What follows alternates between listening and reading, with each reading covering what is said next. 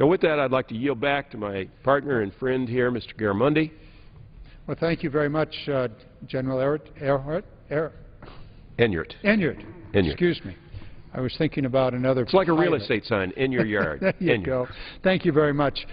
Joining us also is another representative who has considerable experience here in the House of Representatives from the Midwest, Ohio in this case, Marcy Kaptur.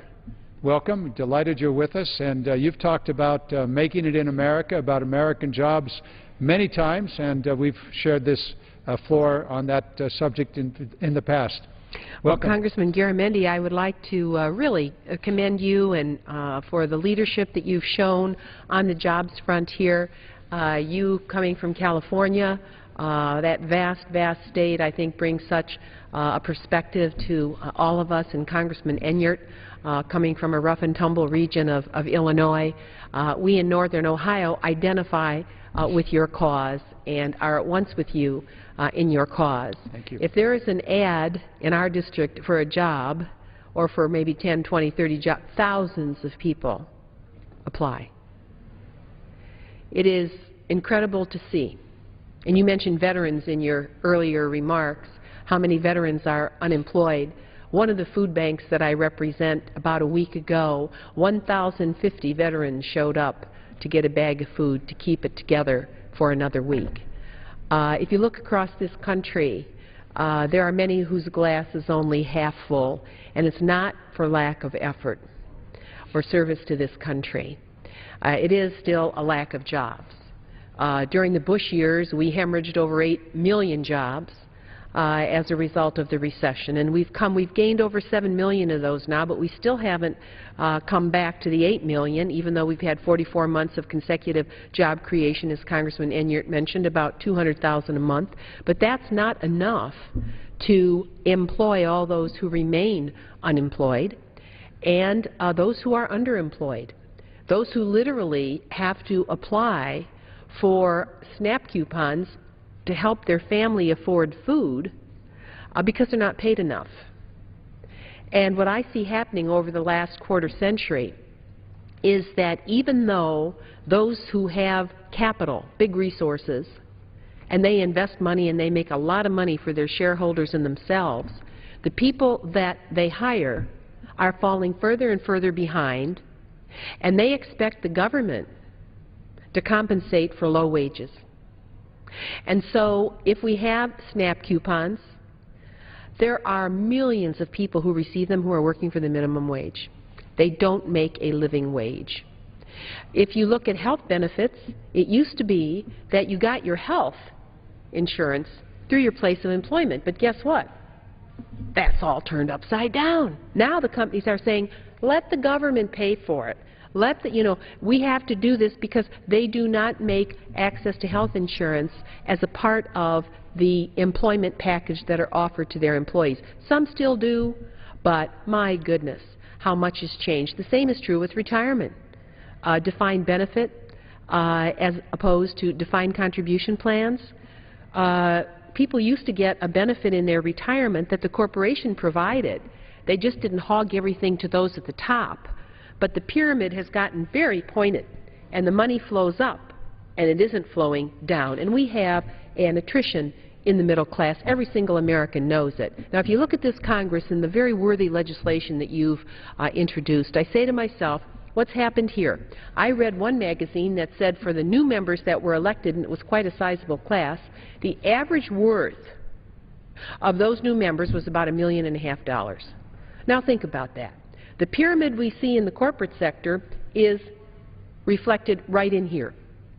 Fewer and fewer people are getting elected from the middle class. And I'll tell you, I don't come from the middle class. I came from the working class. We looked up to the middle class, all right? So I know what part of America I came from. And so many people here, honest to God, are good people, but they are so privileged. They have myopia. They can't help it. They really can't identify with the struggle of ordinary families, and they look down. The other part of it is because they've never walked in the shoes of those who've gotten an unemployment slip, pink slip. I remember when our dad came home with those, and I used to have to sit by our dining room table and figure out how much would we spend on food, how much would that be worth, how long would he be unemployed. It was a very hard thing for our family, and he actually had to sell his little store because he didn't have health insurance. And he went to work in a company on the line in a factory for one reason, to get health insurance for his family, not for himself, for his wife and his 2 children. There are so few here who actually have walked in those shoes. So we do have a problem here. That same pyramid is operating.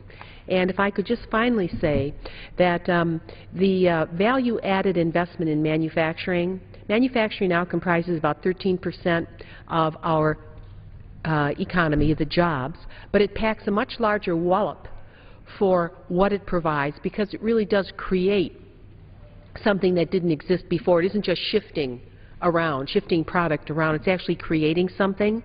The decline in manufacturing as a percent of our total economy has declined so much in the last 25 years. We're now trying to pick it up with President Obama's help, and we're seeing that in the automotive industry. Just this week, General Motors paid back, and it's flying on its own now again. And all of us who supported that refinancing of General Motors are cheering and cheering and cheering wherever we can, certainly in the communities that we represent. But I can remember the other side when they didn't vote for it, and they would have killed all of those jobs in our country, the communities, the people that work in them. So I say to the gentleman, I thank you so very much for standing up for job growth in this country. Thank you for standing up for manufacturing, because for every one of those jobs added, we really create new wealth for our country, and we help America to come out of the slump in manufacturing that she has experienced over the last quarter century. I just hope that in the new trade bills that come before us, we will have jobs as our first priority and market opening abroad that keeps our products out. And again, I want to thank the gentleman. I support your legislation, and I support your efforts for investment to create wealth, whether it's infrastructure on the public side or whether it is infrastructure on the private side. Those are the jobs that really create the new wealth and expansion of jobs for America. Representative Castor, you've been at this a long time. You come from an area of this nation that in recent decades been called the Rust Belt. I think that's not the situation with your leadership. We're seeing a resurgence in American manufacturing. 25 years ago, we had just under 20 million Americans working in manufacturing with those middle-income jobs. It was the middle class. They were able to support their family, educate, get a boat, go on vacation, buy a house, provide the food, take care of their family, just as you described. And then we've seen in the last 20 years an enormous decline, from 20 million down to just under 11 million manufacturing jobs. And a lot of that decline had to do with American policies. You mentioned trade programs. Clearly that had a lot to do with offshoring tax policies that encouraged corporations to send jobs offshore rather than keeping jobs here. And there were other policies, labor policies and the like, that made it difficult for the American family to earn that living. Our challenge is to reinvigorate the working American family's opportunity. And to address that, I heard a remarkable speech by a freshman. Not that I've been here so long, but Steve Hosford from Las Vegas gave a speech on the floor here about a week ago talking about these issues, talking about the challenge that American families face. I asked him to join us. I was impressed by his grasp of the issue and the passion with which he spoke. So, Representative Hosford, welcome to the 1 hour of what we call Make It in America, the American Jobs Program. Please. Thank you to the gentleman from California, Mr. Garamendi, for yielding time. I appreciate your leadership and the work that you and our whip, Mr. Hoyer, the General, Mr. Inyart, the gentlelady from Ohio, and the gentlelady from Maryland have been working on for so long, and many other of my colleagues, around bringing a focus to jobs, job creation, and growing the economy in America. You know, we're here today to talk about the American dream. and that is having a good job, a family-sustaining job that can provide for yourself and your loved ones. We're talking about expanding economic opportunity, not just for a select few at the top, but for those who are in the middle class or who are striving to become a part of it.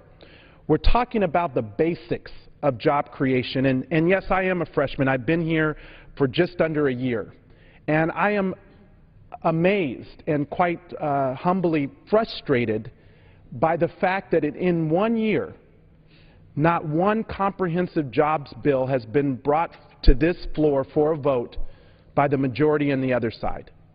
And yet, we have example upon example of good job-creating legislation. The package of bills that's under the umbrella of the Make It in America proposal that are good common-sense proposals that would help every region of our country. Now, I'm from Nevada. A lot of people in this body call it Nevada. It's Nevada. And my state, though, has the highest unemployment in the country right now at 9.3%. It's nothing that we're proud of. It's stubbornly high, in large part because we experienced the hardest impact during the recession. When people aren't doing well in other regions of the country, they're not making money, that means they can't come to Nevada to spend money. And while our economy is largely dependent upon hospitality and the service industry, my district, which encompasses some 51,000 square miles throughout every corner of Nevada, has mining, has agriculture, 4 military installations, including many private small business contractors who are doing work at our Air Force bases and the Army Depot. It has other small businesses who are ancillary to the hospitality industry. And so they've all been impacted by this decline in the economy. And so we have an unemployment rate that's at 9.3% currently. And I'm glad that my colleague from California showed those pictures from the job fair that you conducted. And I want to commend you for doing that, because you know what? It puts a face on these numbers. It's not about a percentage point here or there. It's about the faces of the people who are standing in line looking for work. And right now, in this body, at this time, it's incredibly important for us to focus on the lives of the people who are impacted because of this Congress's inability to get something done as important as jobs legislation for this country. Now, I'd like to touch just on 2 major points if I could. First is the fact that, again, in my state, we've had a prolonged recession. So many of the people who've been unemployed have been unemployed for going on more than a year or longer. Some of them actually are from the construction sector, which was our #2 industry in Nevada. But because of the burst in the housing market, the fact that we're not building as much in the commercial sector, the lion's share of the people who are unemployed actually come from the construction sector. They also come from engineering companies. They also come from architectural companies. I've talked to small business owners who run architecture firms who've had to lay off more than 40 to 50% of their staff over the last few years. These are good-paying jobs as well, jobs that provide good wages for families to provide for themselves.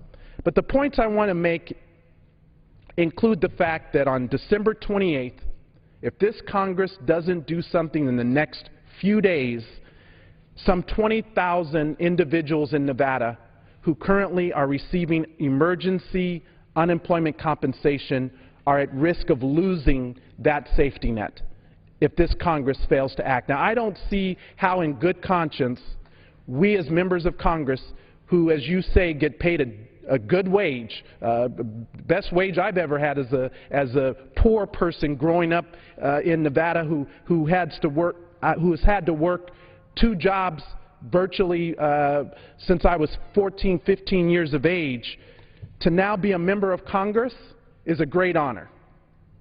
But I do not see how, in good conscience, we could leave here on Friday and fail to extend unemployment benefits for millions of Americans who need this safety net, especially at the holiday season. Now, a lot of those people who are standing in that line have children.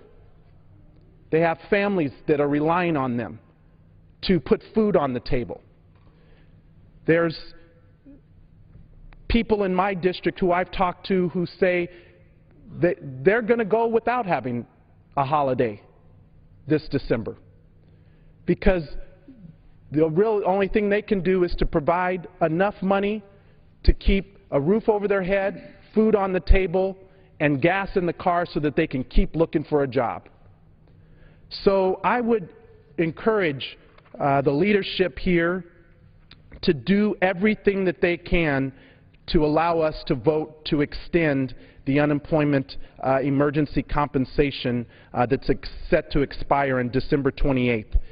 20,000 Nevadans in my home state are relying on it, and I know millions of other Americans are as well. Let me just close to my colleague from California by also offering one more suggestion of ways in which we can get America working again. I introduced legislation Putting Our Veterans Back to Work Act of 2013. One other interesting fact about Nevada, about a third of our constituents are veterans. These are people who have given their all to protect our country's freedom in a time of combat. And now all they ask for when they come home is an opportunity for a job, an opportunity for decent housing, for quality health care, access to education for themselves and their kids. And so with my colleagues, I have introduced H.R. 3454, the Putting Our Veterans Back to Work Act. It renews our vow to hire our heroes by reauthorizing the transition, retraining, and employment services that have been created. It expands our vow to veteran small business owners to ensure that they have access to capital that they need for the veteran-owned small businesses that we are encouraging to grow. It builds on our vow to hire heroes by basically committing additional resources through job training, the Workforce Investment Act system, to ensure that our veterans are given priority for hiring. And finally, it ensures that our veterans are not being discriminated against in the workplace. So this is an important contribution, I think, to the Making It in America, Make It in America proposal. And I think it speaks to the other opportunities that we have here today to grow our economy. And I just want to close by saying to you, Mr. Garamendi, that it's great that we can have a focus on what we can do in this Congress. Again, I've only been here a year, and it's frustrating to hear what we can't do. The fact that we haven't been able to pass comprehensive immigration reform or employment protections for individuals regardless of who they love. The fact that there are infrastructure bills that have been proposed by the Make It in America proposal that have bipartisan support. So we can revitalize our country. We can do great things if this body, if the members on the other side who have refused to allow these bills to come to the vote, if they could meet us halfway, we can meet the needs of the American public. We can provide equal pay for equal work and make sure that women are paid the wages that they deserve. We can invest in education and make sure that our schools are adequately funded. We can replace the sequester and make sure that our kids have a head start at a bright future. And we can strengthen our social safety net for seniors and the poor and those who are in the middle class. And so, Mr. Speaker, there is no shortage of what we can do to increase opportunity, to grow the economy, and to create jobs. This Congress just needs to show the willingness to work, to get the American people back to work. And I want to commend again my colleague, Mr. Garamendi, and the others who have spoken this evening for putting this issue front and center. This is the priority that the American people want us to focus on: jobs, jobs, jobs. Thank you, and I yield back. Thank you so very much, Mr. Hosford. Thank you for your passion, for your knowledge, for your concern about your constituents, and particularly about those men and women that are from the military. I also have 2 major Air Force bases in my district with a very large population of veterans, both young and old, from the various wars and conflicts of the past, and they need a shot. Your legislation ought to be the law. It simply should be the law of the land. We should put these people back to work. We showed the picture earlier of the people lined up. 147 of those were veterans. I think about 10 were actually hired that day. No, 14 were actually hired that day and given a chance. I often put this up when we have these opportunities to speak on the floor about jobs, about putting men and women back to work, because this is kind of a compass that I like to use when I think about legislation, when I think about what we ought to be doing here. Franklin Delano Roosevelt, FDR, talking about a New Deal, he said this: "A test of our progress is not whether we add more to the abundance of those who have much. It is whether we provide enough for those who have too little." We need to think about that often here on the floor. The issues that we've talked about today, putting people back to work, the minimum wage and unemployment insurance, and food stamps or the SNAP program, all speak to this fundamental test of America's moral compass.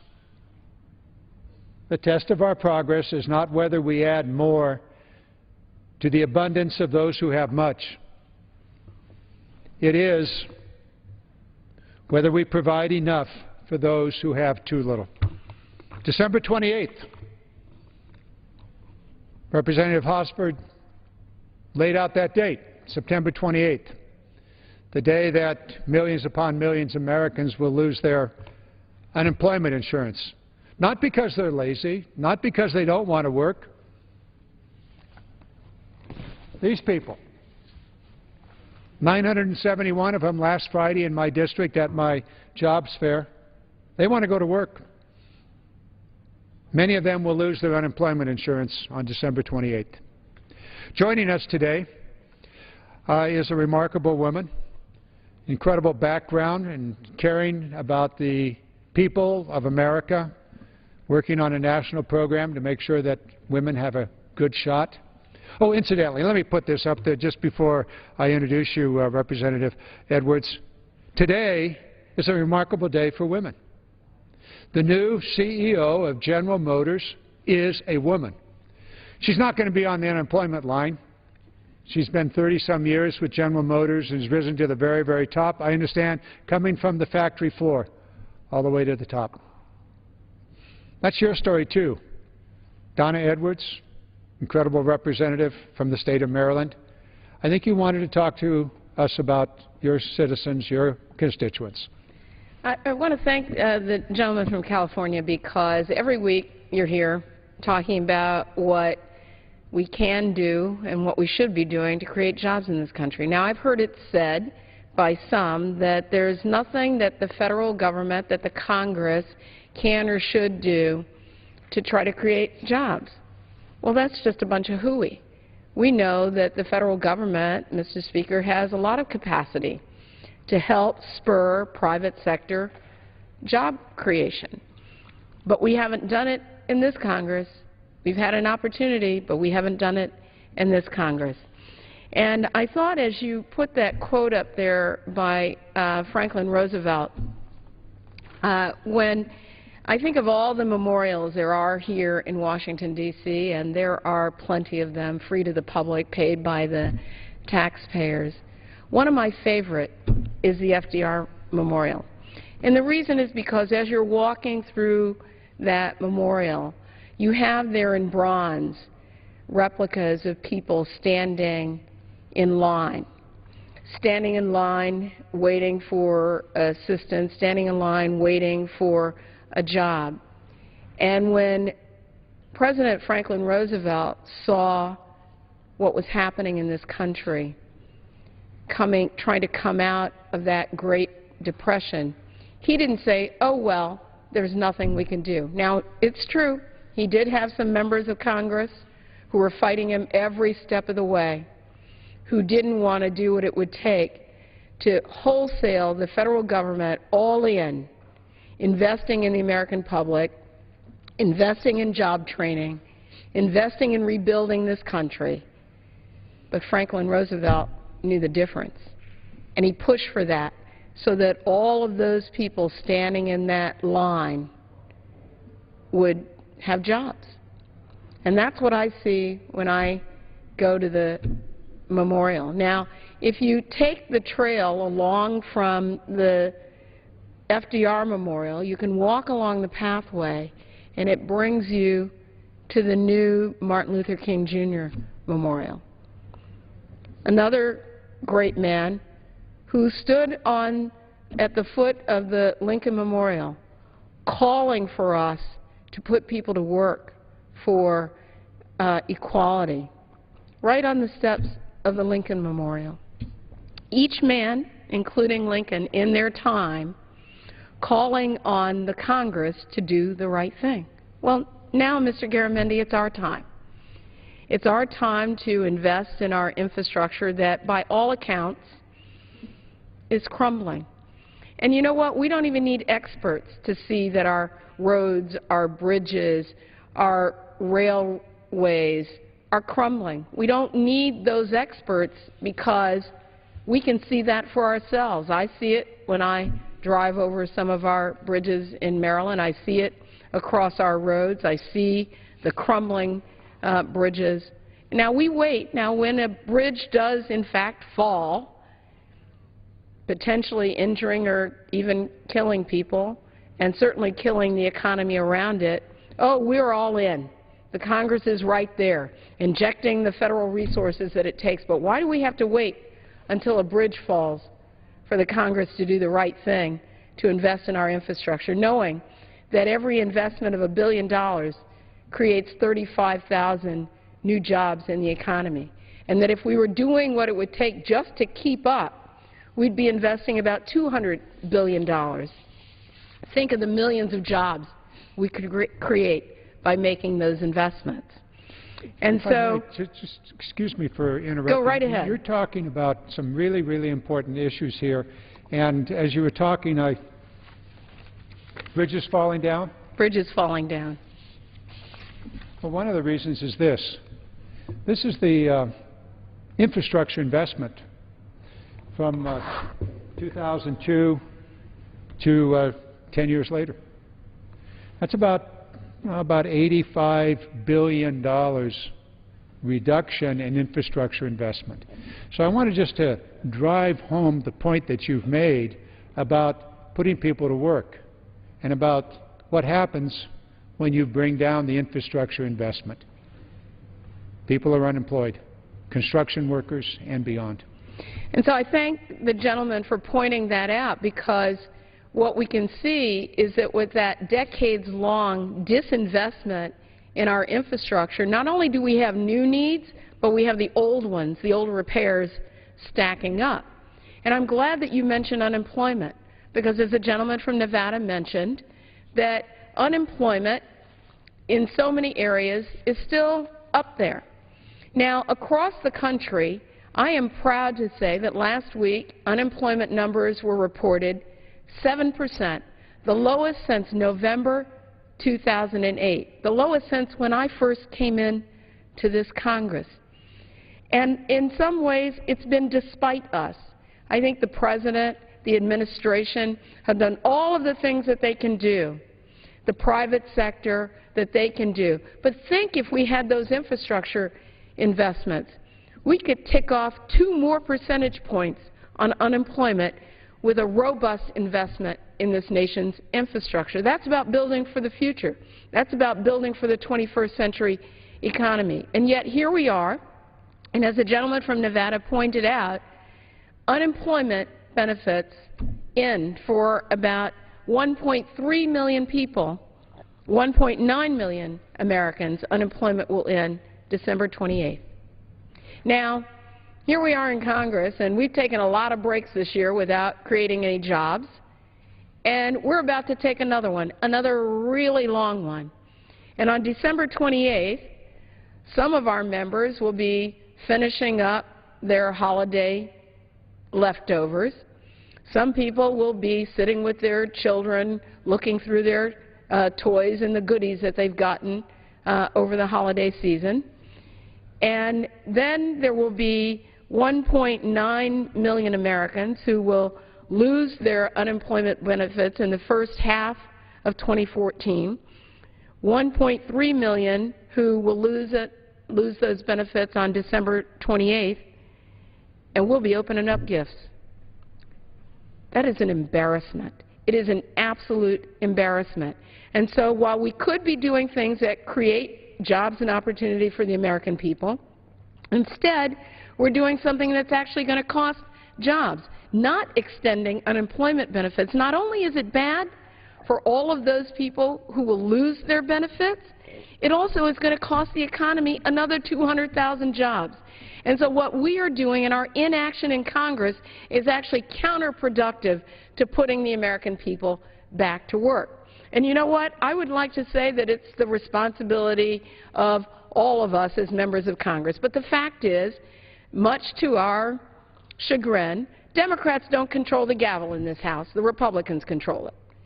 And tomorrow, and certainly within the next 72 hours before we leave town for vacation, Republicans could put a bill on the floor that would extend unemployment benefits that would expire on December 28th for the American people, so that those unemployed persons can afford to have a Christmas, a holiday for their families. But I don't see it in the offing. And I can tell you this right now. If Democrats control that gavel, Mr. Speaker, we would be extending unemployment benefits, but we're not doing that. I want to close very quickly and have a little bit of a dialogue, because I want to tell you what unemployment means. It means 37% of the unemployed workers in this country have been unemployed for more than 6 months. So it's true, our unemployment numbers have ticked down. But for 37% of those unemployed workers, it's been a long time. And these are skilled workers. They're laborers who, because the construction jobs are not quite up to par, they're not working the way that they were. They're people who have scientific and technical skills, because we're not making the kinds of investments we need in research and development. And I know that's been a particular importance to the gentleman, that those workers are unemployed. And you know, the gentleman put up the picture there of the people who were standing in line in his district at a job fair. Well, I held a job fair in my district. Over 2,000 people, 100 employers, job seekers, people who want to work, who are unemployed now but who want to work. What is the harm in providing unemployment benefits for those workers?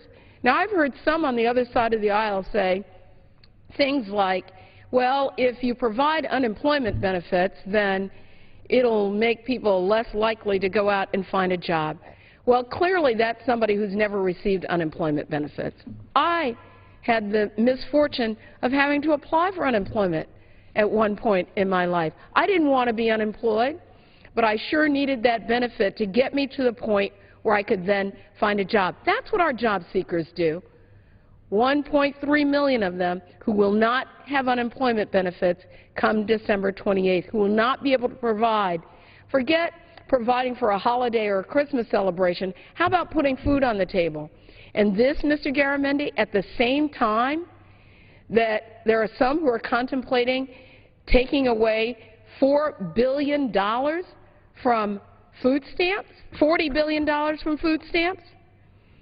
And so take away unemployment benefits, take away food stamps, the nutrition program that also supplies our food pantries, and then say, you know what, unemployed Americans, you're on your own.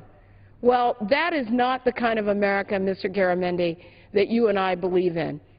We believe in the kind of America where, as a Congress, we make a decision about investing in our infrastructure, supporting research and development so that all of those innovators and creators out there can create more jobs, making sure that we have a manufacturing sector that really works in this country, and putting people back to work. And so I will just close by saying I don't really get this, but I tell you what, the Grinch is in full force right now.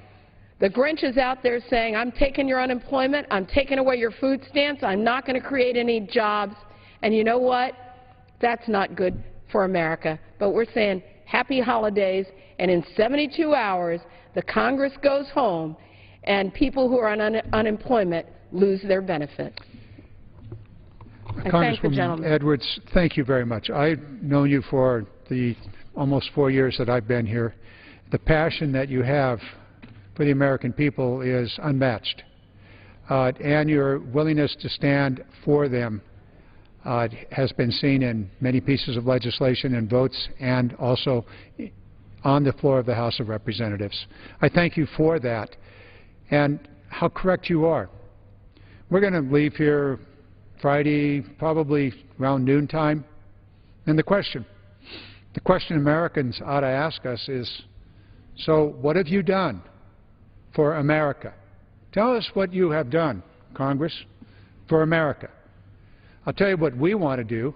We want to put people back to work. This ought not be America.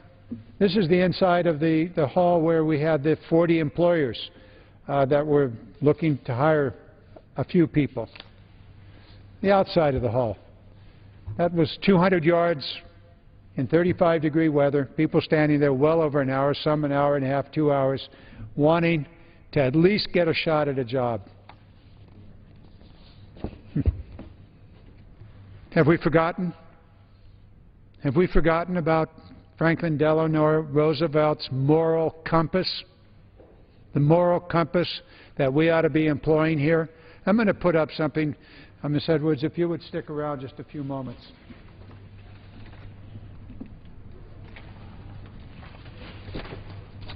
America's gone back to work. At least some Americans have gone back to work. This is the recovery. This is the reduction in the unemployment. The moral compass of America. Are we doing more for those who have much, or are we doing for those who have little? This is the fact of the growth of the American economy, the creation of wealth. The creation of wealth in America. Billions of dollars. New wealth created. Where did it go? Where did that wealth go? Where did all the labor, all the hard work, all the men and women that got up in the morning, went to work, put in their 8 hours or 12 hours, their 40 hours a week or more, where did that labor, where did it go? What was the result of it? Here it is. Here's the fact. The tale of two Americans. 95% of the wealth created in America from 2009 to 2012 went to the top 1% of Americans. So all those people out there, all the 99%ers that worked day in and day out, that struggled for a job, that stood in line to get a job, what did they get? They got 5% of the new wealth, of the wealth created in this nation. This is an indictment of the fundamental policies of this nation. It wasn't always that way. During the Clinton period, the top 1% did very well. They got 45% of the wealth. Top 1% took 45% home. It did leave 55% for the 99%. This isn't just happening because the sun comes up in the morning and sets in the evening. This happens because of public policy. tax policy, employment policy, social welfare policies, food programs, unemployment programs, and the crash of the American economy, caused by greed, Wall Street greed principally, and greed of others, to be sure. Keep in mind, America, this is our nation today.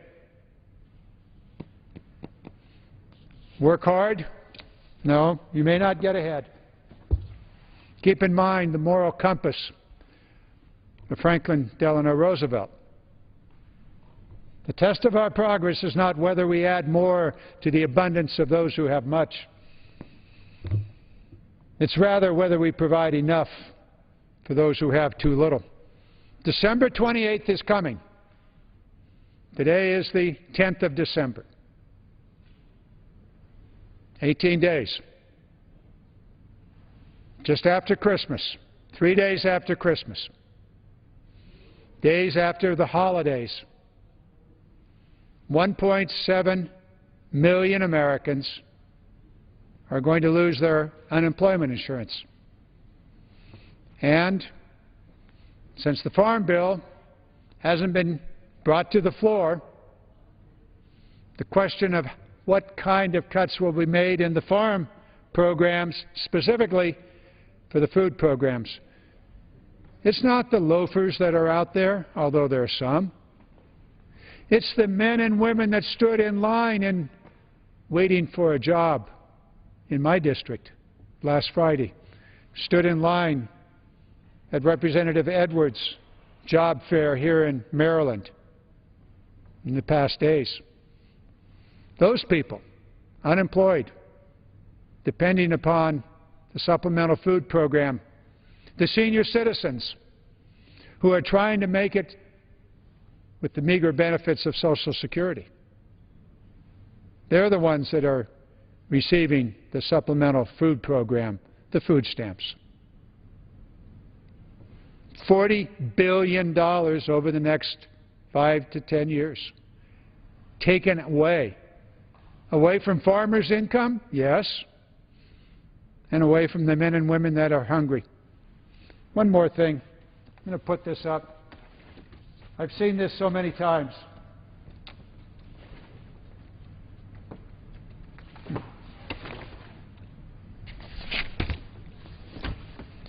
You want to take $40 billion away from the children of America? Is that what our Republican leadership wants to do? This is the face of America's children. Yeah, right there. 1 out of every 4 children in this nation wondering where their next meal's coming from. Jobs? Absolutely. Unemployment benefits? Essential. Unless you want this to be the American story. Food stamps? It's where he gets his food. It's where these American children are able to get their food during these hard times. And they want to cut it. Where's the moral compass in that? Where's the fundamental moral compass when 1 out of 4 children in this nation goes to bed hungry? Where's the moral compass that takes 95% of the wealth created in this nation and gives it to the 1% who have millions and indeed billions? Something's wrong here. Ms. Edwards, you've worked on this for a long time. Thank you. As the gentleman was speaking, I thought to myself, what could the American people do if they learn that on December 28th, unemployment benefits will end for 1.3 million of their fellow Americans? Is there something they could do? Well, I always thought when I wasn't in Congress, the one thing that people can do to stop this atrocity so that we can fix it before we leave town in 72 hours, they can call their members of Congress. They can use social media and reach out to their members of Congress. That's what they can do, because This should not be allowed to happen, and we can create jobs so that come the spring construction season, workers go back to work. But in the meantime, people can call their member of Congress and say, extend unemployment benefits or don't go home for Christmas. And with that, I yield. With that, I think we will both yield. We'll go home for Christmas, and how many hungry will there be? How many unemployed will there be? We have work to do. Mr. Speaker, I yield back our time. Gentleman yields back. For what purpose does the gentleman from California seek recognition? For what purpose does the gentleman from California seek recognition? Well, I'd like to have another hour. However, I think it's time for us to adjourn. I move adjournment. Question is on the motion to adjourn. Those in favor say aye. Those opposed, no. The ayes have it. The motion is adopted. Accordingly, the House stands adjourned until 10 a.m. tomorrow for morning hour debate.